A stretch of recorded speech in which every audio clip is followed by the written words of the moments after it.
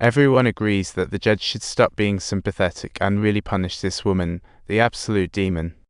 The crowd was buzzing, and Lisa kept her head down, while Judge Ozian asked, "What are you all talking about?" Suddenly, the crowd went silent and turned to Lisa, who looked up and said, "I don't know what to say."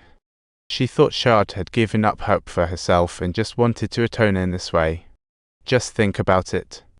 A mother lost her own child, and her subconscious kicked in to protect her, blocking out those horrifying memories. But people kept telling her, "You killed your own child. You let the child sink. You should go sit in the corner." Family hatred, neighbors says, the weight of public opinion, and the coldness of the courtroom felt like a tremor, gradually shattering her fragile spirit over those 300 long days. So how do you want her to face this trial? Like a fierce warrior, pointing fingers at everyone and cursing like a sailor? Or like a kid caught in a mistake, head down, quietly admitting guilt? Lisa thought Shard definitely had some faults. But it wasn't just her fault. Her husband, mother-in-law, and even society had issues, yet she was left to bear it all alone. Is this trial fair? After the jurors' discussion concluded. After boring the child, Lisa's mind was filled with Shard's words. Dizzy, she exited the subway and realized the child was still on it. But the train had started. Lisa chased it but was stopped by staff. "The little one is lost." Lisa was terrified. As soon as she got home, she told her daughter, "This is a secret, don't tell anyone. Otherwise, Mommy might get sent to a mental hospital."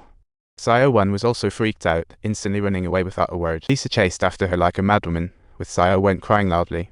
Lisa wanted to explain, but her husband's complaints flooded her mind. Amidst the chaos, she appeared to have lost her consciousness.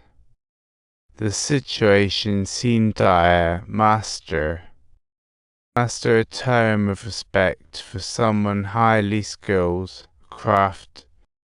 Feeling a bit like a guess, I really miss home. Stronger indeed, she is. I am Lisa, you see, hey. Let's pause here for a moment, esteemed jurors. Please set aside your biases, shed your moral chains, and listen to the truth of your hearts. Cast your sacred vote. So, what should we charge Susie with? Let me ask again, what should we charge her with? What should we charge Susie with? The final trial for this case is about to begin. The prosecutor begins their closing statement, saying the defendant has shown no remorse since the case began, almost like she was just chasing a cool lifestyle. Just last night, he discovered his wife had been lying, quietly taking out a significant amount of payday loans. She took their daughter to a posh shopping mall, claiming the money was from her family, but your mother didn't say much more about it. He just couldn't provide the kind of life she described. The prosecutor continued, saying the defendant lacked even the basic sense of responsibility in raising kids. She was using the TV as a babysitter and refused her mother-in-law's help, which resulted in an irreversible tragedy. Last night, her son was injured and hospitalized. Ozian's husband questioned her again, what's more important, work or the kids? Ozian stayed silent, not commenting, while Ruika's lawyer claimed a light sentence, arguing she lacked clear intent to kill. The woman was under pressure from her husband and mother-in-law, leading to psychological issues. A few days later, the verdict for Ruika's case, the judge adopted the jury's vote, sentencing the defendant Ruika to 10 years in prison. Not too lenient, I'd say. But there was no sympathetic ruling either. The judge mentioned that this was Ruika's first time as a mother, and she lost her confidence due to outside influence. Fundamentally, the root of this case's troubles isn't solely Ruika.